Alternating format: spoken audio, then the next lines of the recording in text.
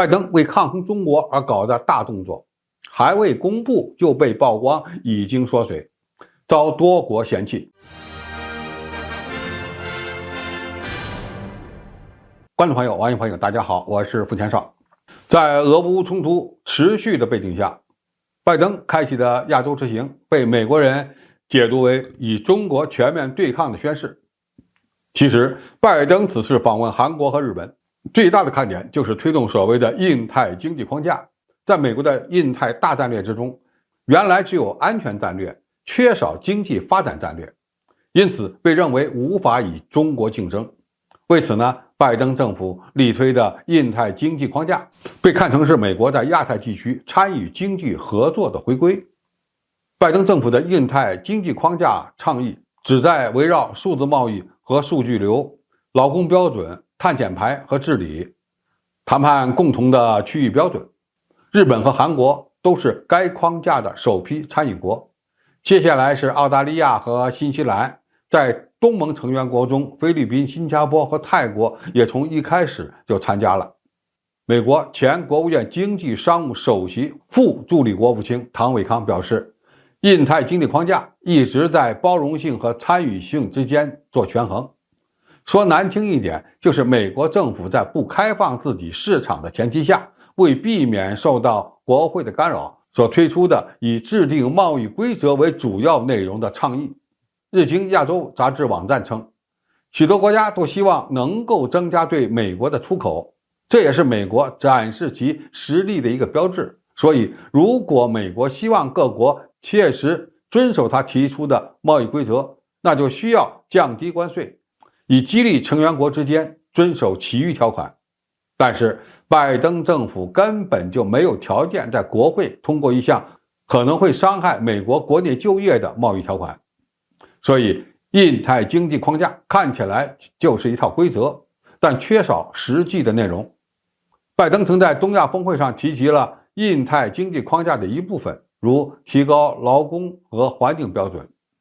开放跨境数据流和安全供应链。但是，如果美国不开放市场，这些东南亚的国家为什么要尊重这些所谓的标准和规则呢？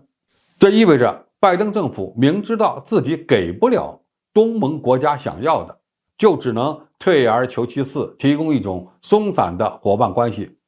无法达成像 TPP 那样广泛的具有法律约束力的贸易协定。亚洲时报认为，尽管拜登在美国与东盟地区领导人的聚会上说，加强美国与东盟的关系是其外交政策战略的核心，但是如果没有经济上的替代方案来取代东盟与北京的各种大型举措，那么印太战略就有可能被人通过安全的棱镜来看待。有些人认为，这是在地缘政治上遏制中国的努力。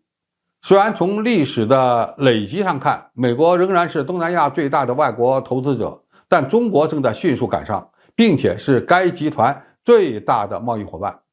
2020年双边商品交易额为6850亿美元，几乎是美国的2倍。有些悲观的观点认为，印太经济框架是美国政府用来鼓励该地区国家与中国市场脱钩的。参与美国的标准，实际上就是在本地区引入了一个封闭的、排他性的、对抗性的协定，其地缘政治和意识形态意图明显，以多边主义原则背道而驰。其实，东盟国家都不是傻子，没有利益的事儿是不会干的，他们更不愿意在中美之间选边站。一个松散的印太经济框架对于美国的盟友来说，不签就是不给面子，但是签了也得不到什么好处。其实签不签对东盟国家来说也没有太多的约束。所以我们在对待一些东盟国家加入印太经济框架的情况，要有足够的战略定力。其实，美国急急忙忙搞的这个约束不大的印太经济框架，反而从一个侧面证明了美国政府在面对中国提出的共建“一带一路”倡议时，有点黔驴技穷了。好，今天的评述就到这里，谢谢大家收看，我们下期再见。